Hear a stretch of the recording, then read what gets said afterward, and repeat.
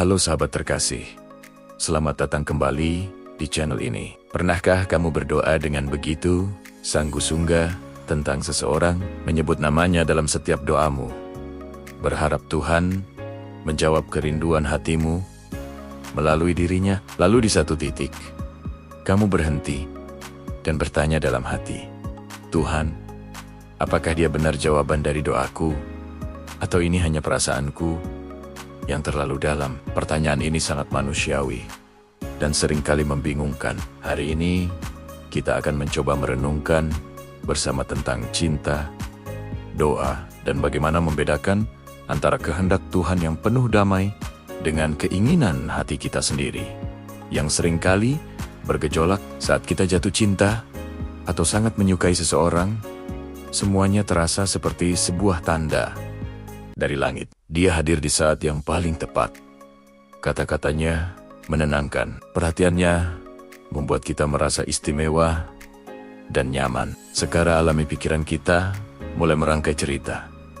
Mungkin inilah jawaban dari semua doa yang kupanjatkan. Tapi kita perlu sedikit berhati-hati di sini. Tidak semua yang terasa nyaman dan menyenangkan itu pasti berasal dari rencana Tuhan untuk menjadi pasangan hidup kita. Terkadang Tuhan mengizinkan seseorang hadir dalam hidup kita bukan untuk menjadi milik kita selamanya, tetapi untuk sebuah tujuan yang lebih besar. Mungkin untuk membentuk karakter kita, menguatkan iman kita, atau bahkan menguji seberapa besar kita bergantung padanya, bukan pada manusia. Perasaan bisa menjadi sangat kuat, bahkan terasa seperti sebuah kebenaran mutlak. Namun, perasaan seringkali berubah-ubah. Satu hal yang pasti, kehendak Tuhan selalu membawa damai sejahtera yang sejati, bukan hanya sekadar debaran jantung yang sesaat. Jadi, kalau kamu merasakan damai yang melampaui segala akal, itu adalah petunjuk pertama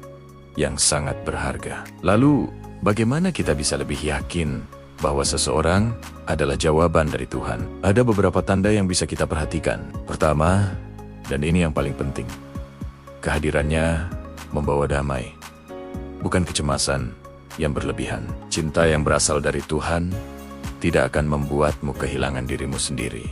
Kamu tidak akan terus-menerus merasa cemas, takut ditinggalkan, atau harus berjuang mati-mission untuk mempertahankan hubungan itu. Ada ketenangan yang mengalir, bahkan di tengah ketidakpastian.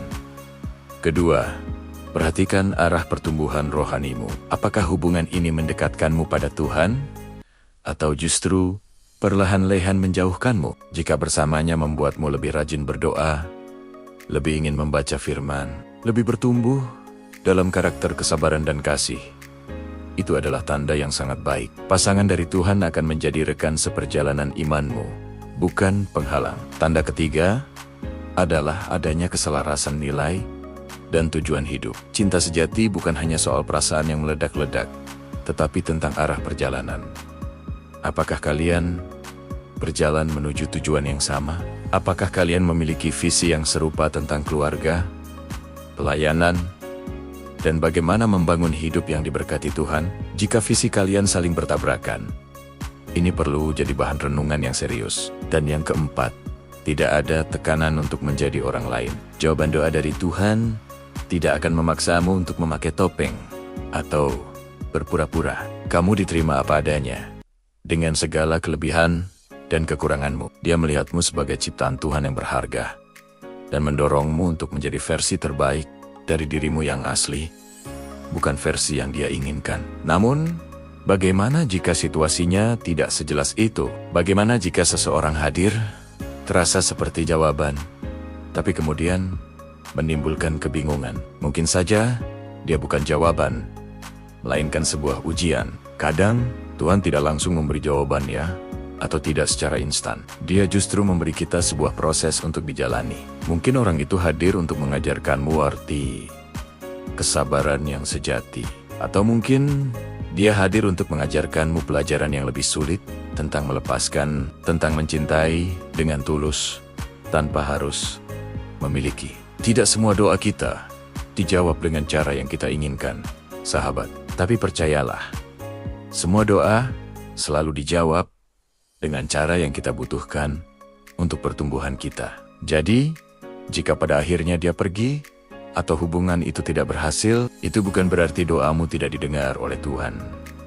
Sama sekali bukan. Bisa jadi, itu adalah cara Tuhan melindungimu dari sesuatu yang tidak kamu lihat di masa depan. Tuhan sedang mempersiapkan hatimu dan jalanmu untuk sesuatu yang jauh lebih baik. Melihat semua ini, mungkin sudah saatnya kita mengubah cara kita berdoa. Seringkali, doa kita terdengar seperti sebuah permintaan, "Tuhan, tolong, jadikan dia milikku. Aku sangat menginginkannya." Tidak ada yang salah dengan doa yang jujur.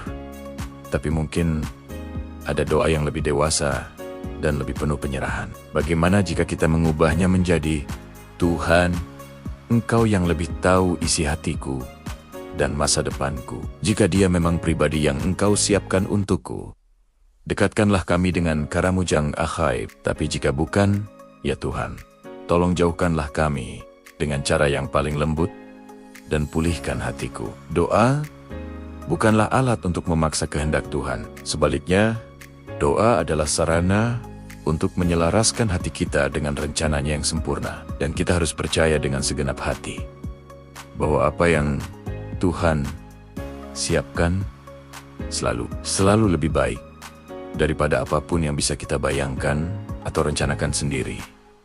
Jadi, kembali ke pertanyaan awal.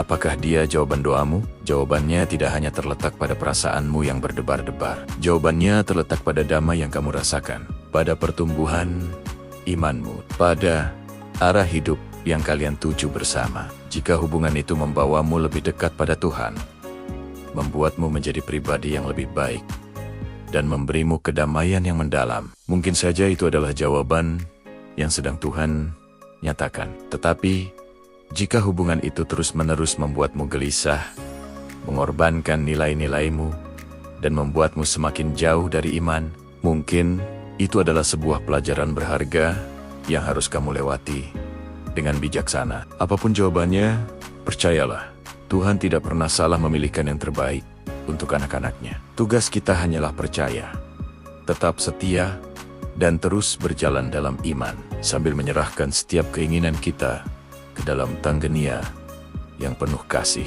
Terima kasih banyak sudah menonton dan merenung bersama hari ini.